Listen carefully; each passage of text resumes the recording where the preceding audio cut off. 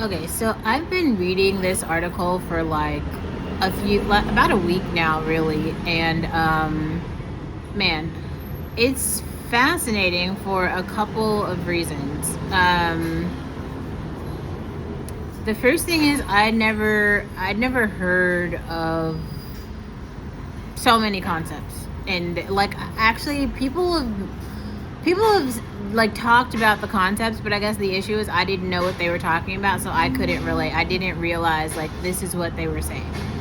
Virtually, there is a community in Los Angeles called the Blade. Now, the Blade is like a street in LA, and the street is Figueroa Street. And the New York Times wrote an article about this. There's so many interesting things about this article, and I think I'm going to try to split it into a couple different parts because I want to read it and then I want to talk about it. And I understand it's behind a paywall, so that's why I really wanted to make this content about it, because like I've heard black men all over the internet mention the Blade, so they all know what this is and they're all comfortable with it. And also like it reminds me how big of a industry trafficking is in California. So that's two cities, because I know Oakland is a huge location for human trafficking. It's like number 3 on planet Earth, and I think this place is number 4. So let's just get into it. Can anyone rescue the trafficked girls of LA's Figueroa Street? Inside the effort to pull minors from the Blade, one of the most notorious sex trafficking corridors in the United States. This is by Emily Baumgartner Nunn. She's a reporter embedded with the Vice investigators as they carried out undercover operations to arrest sex traffickers. She interviewed dozens of victims, experts, aid workers, and officials to understand the crisis. This was published on October 26th, 2025.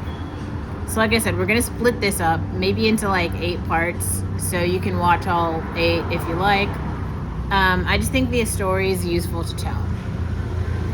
Anna paced on the sidewalk at 68th and Figueroa, her front teeth missing and an ostomy bag taped down under her hot pink lingerie. Is that like a pee bag? I don't even know what that is. She surveyed the intersection in South Central Los Angeles where preteens were hobbling in stilettos and G-strings. Preteens. It was a Tuesday night this January, and Anna knew that most of the girls longed for a coat or gloves, anything to keep them warm, but covering up was not an option. Their eyes were cast down, but their hands waved mechanically at every car, angling for another customer to help meet their traffickers' quotas.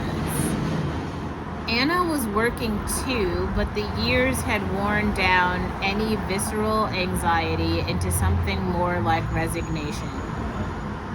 Anna was 19, but the girls on her street reminded her of herself and her sister when they were first put on Figueroa for sex.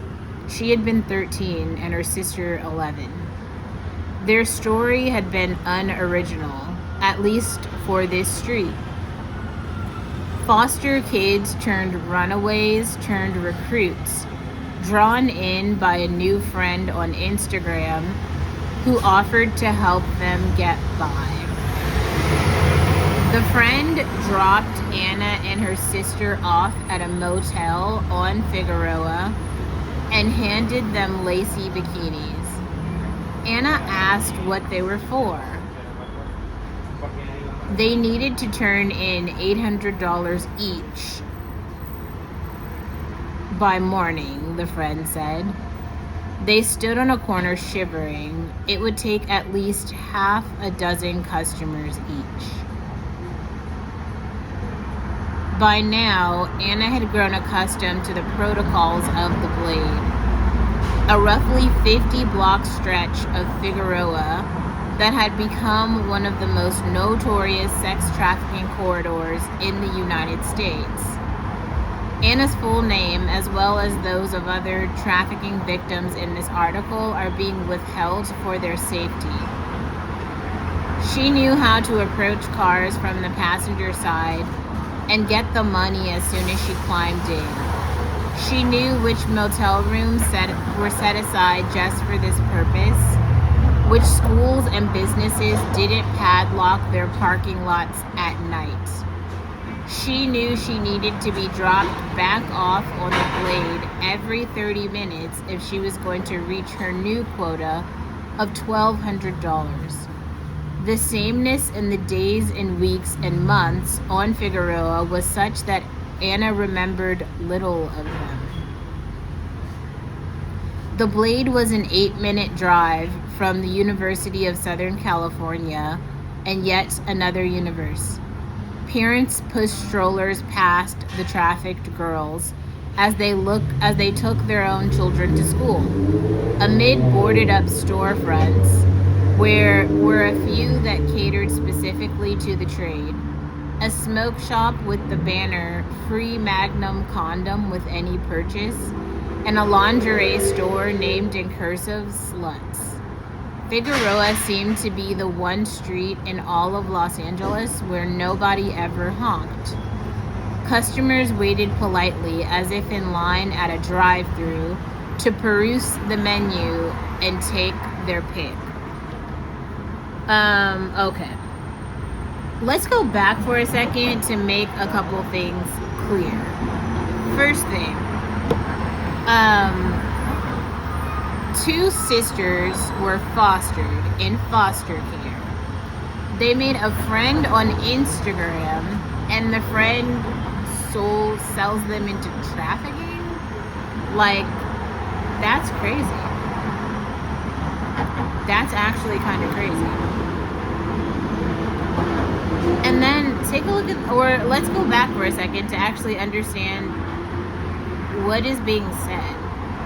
They got into this, those two sisters, when they were 13 and 11.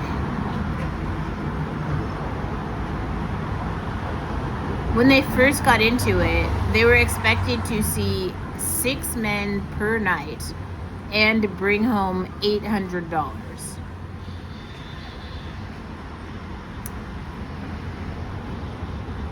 As time went on, they actually had a new quota, which is $1,200 per night, each of them.